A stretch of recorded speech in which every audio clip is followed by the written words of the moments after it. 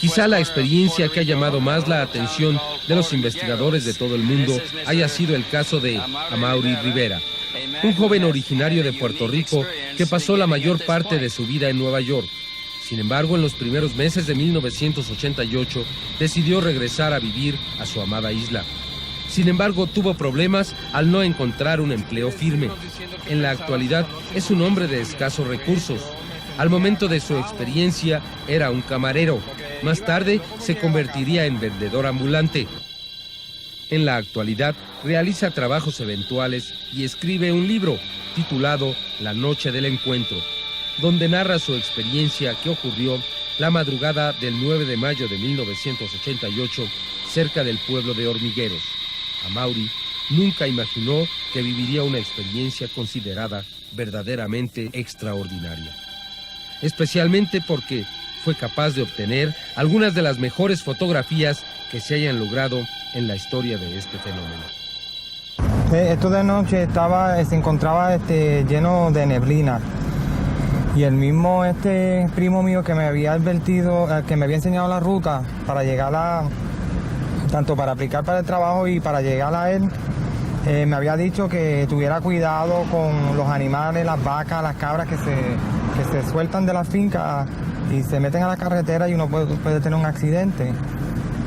Que eso son cosas que uno no toma en consideración cuando uno... yo guiaba en una ciudad afuera, en Nueva York. Entonces, pues, llega el momento que yo escucho por este lado, antes de ver cualquier cosa, yo escucho unos sonidos como si fuera... como yo pensé en ese momento que era como una cabra o algo, un animal cogiendo al lado del auto. Pero que así cuando de reojo veo que es una figurita pequeña, y cuando miro para el lado era como si fuera un hombrecito chiquito. Entonces cuando yo vi ese hombrecito como que me paniqué y paré. Entonces en vez de en esos momentos, esto que yo te cuento pasó bien ligero. Yo dije, pero ¿qué es esto? ¿Un enano o un niño? Pero a esta hora, o sea, todo eso yo lo pensé bien rápido. Cuando yo le vi la cara bien, que no era ninguna de esas dos cosas, que no era ni un enano ni era un niño, pues yo me paniqué. Entonces, en vez de empujar el acelerador, lo que hice fue que pegué freno así de cantazo. Y cuando pegué freno, cuando voy a darle acelerador de nuevo, que miro acá, el cero, el hombrecito está parado en este lado, ahí. Entonces ahí yo de nuevo pensé rápido, todo fue en momentos, contándolo se tarda más. Yo dije, pero ¿y cómo pudo llegar de acá a acá tan ligero? Y cuando estoy pensando eso, escucho ruido de este lado, y ahí fue cuando escucho así el sonido que abren la puerta. Y cuando abrieron la puerta, pues ahí yo quedé. Al despertar, ¿cuál sería su sorpresa? Sobre él se encontraba balanceándose una gran ave. La describe como un gran platillo volador. Poco después llegaría un avión F-14 de la Marina de los Estados Unidos y lograría algunas de las mejores fotografías en la historia de este fenómeno. Luego, cuando yo vine a recuperar la conciencia, me encontraba en otro sitio, sentado dentro del carro. Ahí cuando yo me desperté, yo lo único que recuerdo era que empecé a llorar con mucha emoción, llorando sin tener ninguna explicación. Y en esos momentos, acabado de levantarme, yo de por sí no me acordaba del suceso de la otra carretera por donde empezó, donde me encontré con los chiquitos. Y yo sí sabía que no estaba en el mismo lugar, y cuando empecé y pude controlar los nervios y el llanto, me bajé del auto, y en ese mismo momento pues, aparecieron 3 aviones militares, que hoy día yo sé, porque me lo han dicho, no porque yo lo sabía, de que esos aviones eran después que estudiaron la fotografía, que le hicieron los close-up y los análisis, que que eran Tomcats F-14, los que habían aparecido. Pues al yo escuchar el ruido en el cielo, pues yo alcé la vista y ahí fue cuando me pude percatar del objeto, del ovni. Entonces no hacía ningún ruido, ningún tipo de ruido, el ovni. Y los aviones, después de haberle pasado por el lado, regresaron y empezaron a darle vuelta al objeto. Entonces, en esos momentos, para mí, que fue que yo tomé la cámara de la gaveta del carro, como para después poder enseñar lo que yo había visto, pero a la misma, eso es lo que a mí me gusta pensar, que por eso fue que yo cogí la cámara. Pero sucede que cuando yo solamente oprimía el botón de la cámara, cada vez que yo escuchaba un ruido semejante al ruido el sonido que hace un reloj digital, Beep. como un beep, exacto. Entonces cuando yo escuchaba el beep, yo oprimía el botón. Entonces pues dos de los aviones se alejaron del ovni y solamente uno de esos aviones se acercó más y le dio varias vueltas como examinando el objeto.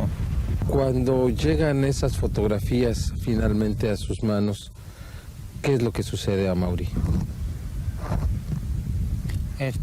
Pues cuando llegaron esas fotografías, como le mencioné anteriormente, pues ahí fue donde yo me acordé de lo que había pasado, pero solamente me acordaba de lo que había sucedido con los pequeñitos esos cuando venía del trabajo, donde estaba la neblina y eso, y cuando desperté acá que tomé la foto. La parte entre medio, porque había una parte entre medio que yo no lograba, por más que intentaba, yo no lograba recordar lo que había sucedido, porque como te había dicho, acá era de noche todavía, no había amanecido aún. Sin embargo, cuando despierto acá ya había amanecido, ya había aclarecido. De acuerdo a su relato, Amaury fue conducido a un espacio cerrado donde pudo darse cuenta que además de su propio automóvil se encontraban otros vehículos.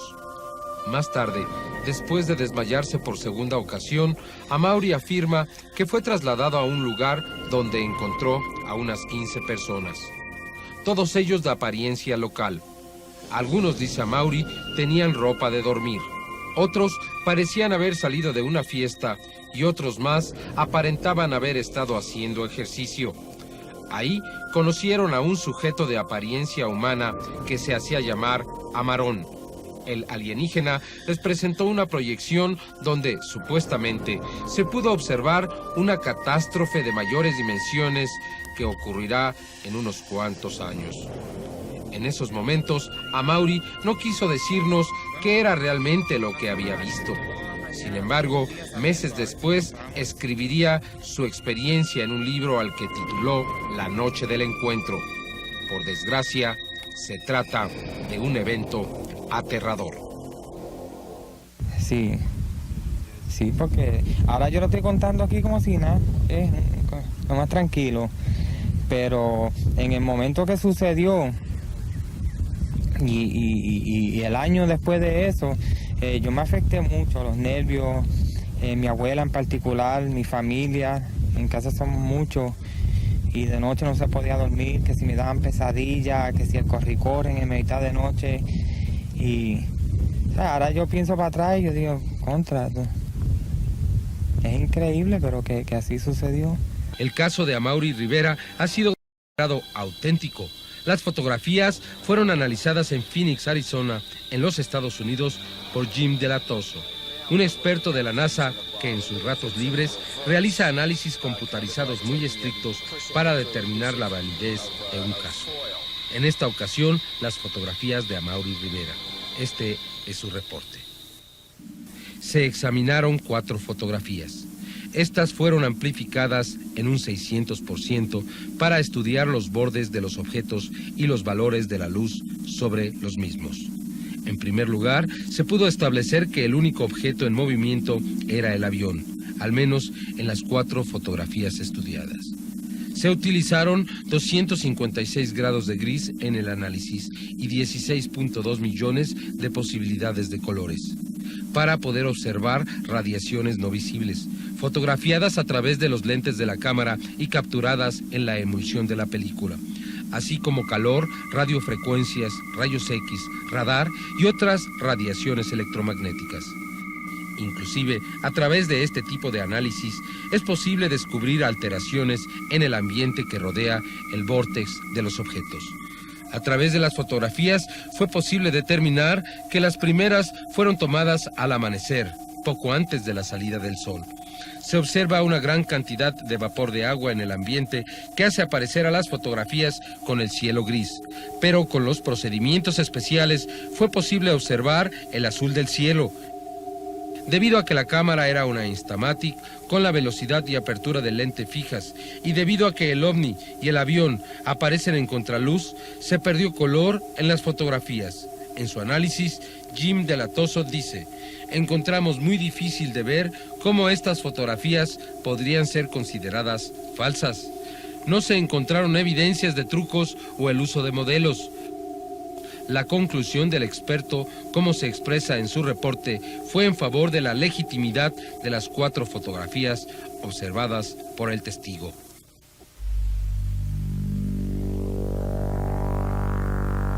Fotografía número 1. Aparece un avión F-14 de la Marina y un gran disco.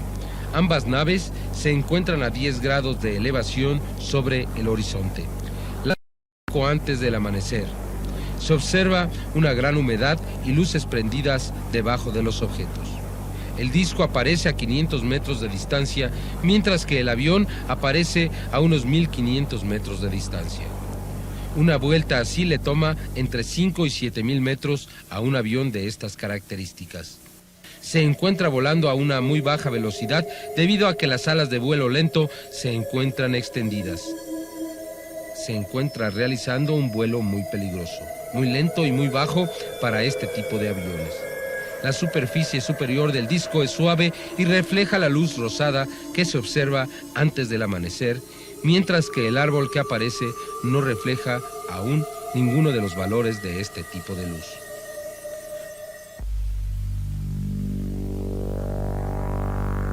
Fotografía número 2. No se observa al avión en esta foto. El disco se observa a 20 grados sobre el horizonte. El objeto se encuentra más alejado del testigo. La hora es después de la salida del sol debido a que la vegetación presenta sombras largas. El sol se encuentra detrás del fotógrafo y 5 grados a la derecha, por lo que se piensa que se encuentra orientado hacia el oeste. El análisis de los bordes del objeto nos indica que se trata de un objeto muy grande, de entre 15 y 35 metros de diámetro. La ausencia de una compresión de las líneas demuestra que el objeto se encontraba estacionado en el aire.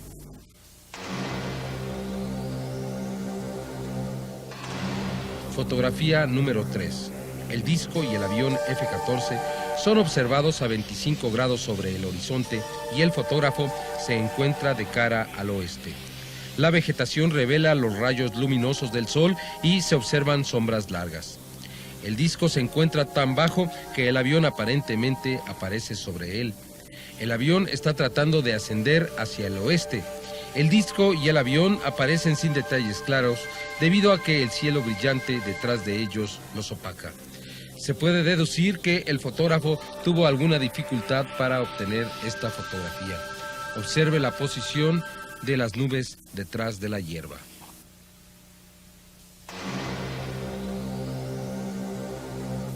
Fotografía número 4.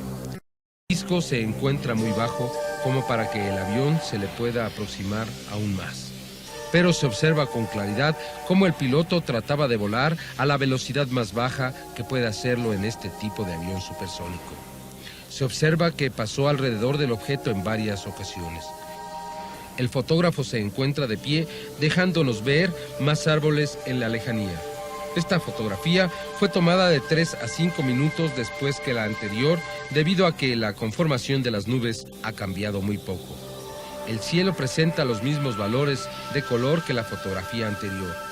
El análisis de los bordes demuestra que el avión ha realizado un movimiento hacia adelante y la izquierda, comparada al disco que aparece más cercano, lo que elimina la posibilidad de utilizar un modelo.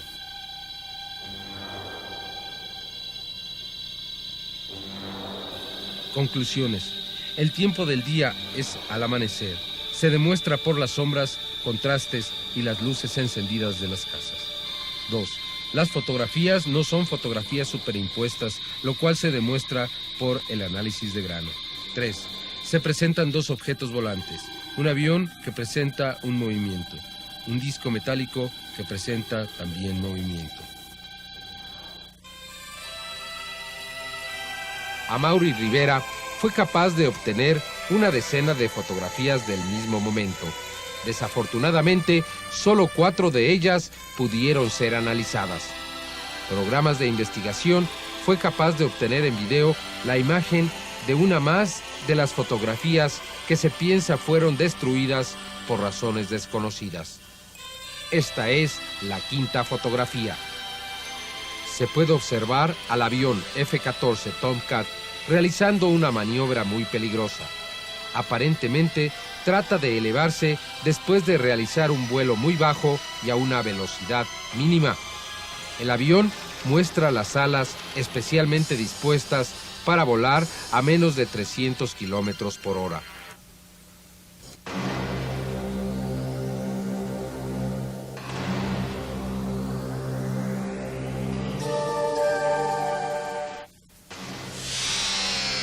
Se escuchaba un gran zumbido a lo lejos, como un trueno corrido.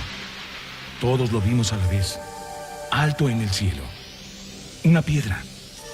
Esta piedra se estaba derrumbando en pedazos mientras caía, pero su tamaño, en lugar de disminuir, aumentaba. En un momento el grupo, el guía y sus 2 acompañantes, nos dirigíamos hacia ese objeto que caía del cielo. Antes de supuestamente ascender desde esa cima en aquella montaña, escuché lo que me parecieron fueron gritos, gente gritando. No las veía, pero las escuché. Algunas de las otras 14 personas que me acompañaban también empezaron a gritar. Era horrendo. Sentía que quería saltar de mi asiento, pero ¿saltar para dónde? Recuerdo haber querido cerrar los ojos. No podía. Tenía que ver. Esos gritos jamás los olvidaré. Tan espantosos que me llevaron al extremo que quería desgarrarme la ropa encima. Sentí ese impulso incontrolable, pero me detuve. Al acercarnos más a ese objeto, pude notar que se encontraba encendido en candela. Creí, de momento, que se trataba del sol, pero llegamos a una altura que quedamos sobre esta piedra. Ahora el sol quedaba sobre nuestras cabezas, mientras todos seguíamos el curso de este inmenso objeto desconocido. Desde este nuevo ángulo, le pudimos observar para nuestro mayor asombro que tenía una cola de fuego enorme. Estaba compuesta de candela y de pedazos que desprendían de la piedra gigante. La cola era de un color de lava volcánica viva. Me llevé las manos a los oídos y empecé a gritar a todo pulmón, ¡no! El ruido del trueno aumentó más aún, hasta pensar que me estallarían los tímpanos. En verdad, no tengo con qué comparar qué sonido hacía esta isla piedra al caer. Llegó hasta el punto que ni mis propios gritos pude escuchar. Me encontré al borde de desmayar. Creo que en esos momentos perdí la razón. Por eso les digo que cuando estuve loco, deben creerme. Aparentemente caíamos juntos con esta isla piedra. La sensación de caer era terrible. Ya había dejado de gritar y solo observé estupefacto a los demás eventos desenvolverse. De momento nos detuvimos suspendidos en el aire. Al mirar entre nuestros pies hacia abajo, observamos a la gran piedra caer hasta que impactó contra el océano, cerca de las costas al oeste de Puerto Rico. Causó una explosión, como si hubiera estallado una bomba. El impacto causó que una gran bola compuesta de vapor, agua y humo llegara hasta donde nos encontrábamos suspendidos. Pensé que nos mojaría, pero esto era imposible. La isla de Puerto Rico se estremeció. Nos colocamos todos, después de habernos deslizado y bajado un poco más cerca a la costa. Los gritos de las personas allá abajo se escuchaban de nuevo, y cada vez que la isla se sacudía, sus árboles y palmitas vibraban. El sol aún brillaba como si estuviera ajeno a todo el caos. La bola de vapor se transformó en lluvia y rociaba toda el área. Ahora escuchábamos el sonido parecido al de truenos, pero esta vez causados por actividad sísmica. Una de las señoras que se encontraba junto a nosotros no pudo mirar todo esto que observábamos y se desmayó. Se deslizó de su asiento y pensé que caería hacia el desastre. No fue así. Cayó sobre el piso, invisible del salón donde nos mostraban las proyecciones. Entonces, algo inmenso me llamó la atención. Se había levantado una pared. Una ola gigantesca, amenazante y mortal. Esta muralla devastadora seguía aumentando en tamaño a medida en que se iba retirando el mar. Al retirarse el mar, dejó al descubierto paisaje nunca visto al aire libre. Cayos, plantas y toda especie de vida marina quedaron expuestos al sol directo. Valles y colinas submarinas pudimos ver, igualmente grandes precipicios acuáticos. Lo que me imagino serían peces saltaban sobre la superficie expuesta por la retirada del océano. La muralla crecía, sólida y abrumadora. Pensé en mi familia y amigos. Luego pensé que se trataba solo de unas imágenes hábilmente proyectadas. Escuché la isla estremecerse de nuevo y con esto los gritos de horror de la población puertorriqueña. Cuando el mar se había retirado unos kilómetros de la costa, la muralla se puso en marcha hacia la isla. Ya me imaginaba de antemano lo que ocurriría a continuación. Quería implorarle al humano guía que por favor detuviera las imágenes. Miré por un momento hacia él y sus dos acompañantes. Sentí odio. El humano ajeno, tan pasivo mientras todo ocurría, seguro de sí mismo, tan intocable, no quería mirar a los eventos a mi alrededor, pero tampoco podía dejar de hacerlo. La gran pared avanzaba hacia tierra firme. Logró llegar hasta las costas, pero ahí no se detuvo, sino que prosiguió tierra adentro. Parecía arroparlo todo. Los gritos histéricos de miles fueron ahogados. En cuestión de segundos, todo quedó en un silencio plasmado. La ola gigante rompió en algún lugar fuera del alcance de nuestras vistas. Cubrió todo, hasta las montañas. Descendimos el grupo y el guía hasta poder apreciar mejor el área. El mar estaba lleno de escombros y toda clase de basura. Vimos cientos de casas destruidas, desmanteladas, sus pedazos de madera flotando por doquier. Palmas y árboles habían sido arrancados de sus raíces, como arrancar arbolitos de un semillero. Lo que me pareció ser un islote resultó ser una de las montañas más altas de esta área. Todo lo demás boyaba en las aguas negras llenas de personas ahogadas junto a 1 millar de animales. Lo extraño es que todo esto ocurrió a la luz del día. El sol aún brillaba como antes del desastre, como si nada hubiera pasado. Las personas junto a mí y yo llorábamos incontroladamente. La señora que se había desmayado se encontraba consciente. Este dolor emocional fue muy fuerte. Le daba a uno ganas de dejar de existir. El guía trataba de consolarnos, diciéndonos que esto no ocurría en estos momentos. Nos volvió a recalcar que se trataba de imágenes proyectadas. Mis pensamientos se encontraban erráticos. Las imágenes mentales salían y entraban a mi mente. Mi sistema nervioso lo sentía a punto de quebrantarse. En mi mente veía imágenes feas, horribles, relacionadas al bienestar de mis familiares. Pensé que algunas de las miles de personas ahogadas podían ser ellos. Nuestros asientos giraron lentamente para que observáramos a nuestro alrededor todo el horror. El desperdicio en el mar era tremendo. No vi más aves y la única vida humana éramos nosotros.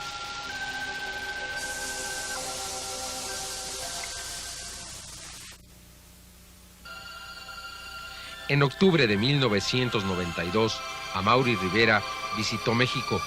Habló sobre algunas de sus últimas experiencias. Hasta el momento, su única evidencia son las fotografías, además del hecho que asegura que 8 personas más de las que sufrieron la misma experiencia se encuentran en contacto. Amaury también asegura que mantienen comunicación con los alienígenas. ¿Usted qué piensa?